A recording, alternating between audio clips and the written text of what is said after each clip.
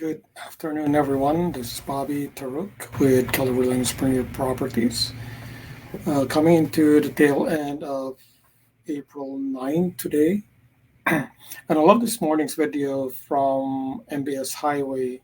Their site is down right now. They had a cyber attack, more specifically a denial of service, but they were able to send out this video from Barry Habib. Today, again, April 9th. Day after Mother's Day. And there's always a chatter of a housing bubble.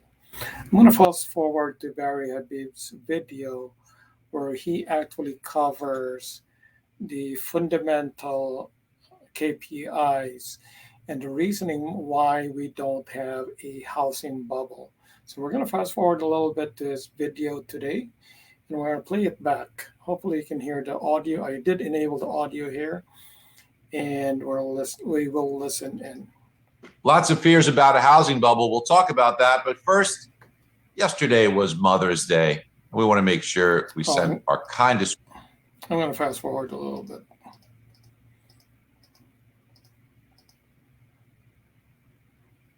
Our site, which has all kinds of backup plans, had an outage, had an attack. There, we get it.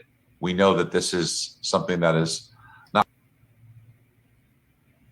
to get that back up.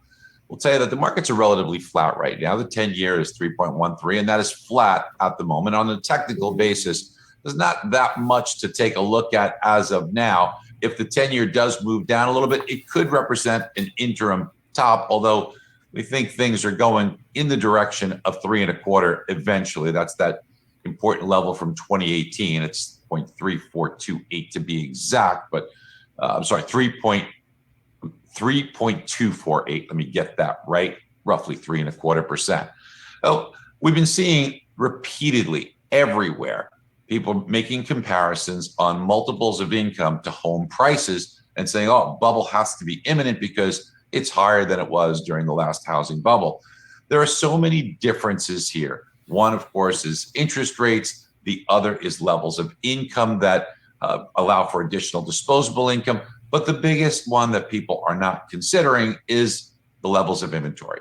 Back then, a very different inventory level. Here's the key information in here that he will mention about inventory and the number of households this year compared to the 2008 collapse. And people just aren't contemplating that. You can't look at it in a vacuum. Look, there's a very big difference, and this is the thing to talk to your customers about as they see this barrage of data coming out. There's a difference between a situation where you have 20% appreciation going back towards 5%, which definitely takes this all into account. This is the forecast for this year in terms of home appreciation. We are forecasting 5% compared to the go-go year of last year, 20% home appreciation. And going into where there's a 20% decline or depreciation. And that's not what we're seeing at all. Back then, inventory levels much, much greater. Remember, there was almost 3 million more homes for sale at the same time. You put yourself in a position, 3.8 million homes for sale back then before the bubble pop. Today, there's less than 1 million homes for sale, but there's 14 million more households. So just the laws of supply and demand. And then the alternatives, rents were a lot cheaper back then, rents a lot more expensive now. So just common sense would dictate, yes, these pressures on buyers definitely going to bring down the amount of qualified buyers. There's no question about that. But we're not at a level where we're talking about appreciations 2 or 3%. So therefore, this maybe puts us into an area of flat or depreciation.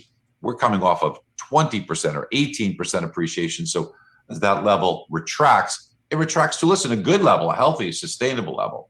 People that don't get it, by the way, include lots of members of the Fed. And I was listening this morning on CNBC to Neil Cash. I'm going to stop right here because there was a commentary about the Fed. What if the Fed, I don't know, Reserve Bank members, I would imagine, saying that the Feds have a credibility problem. That is a whole different topic that I don't want to cover in this video. But again, just listening to Barry Habib and all of the data that he is presenting today in their morning video, I think as buyers and sellers, we need to have a stable mindset that we are not at the risk of repeating the 2008 collapse.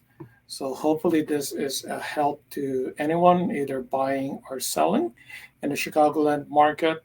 Again, in summary, we think there's going to be a moderation of price increases to a level around 4 to 5%.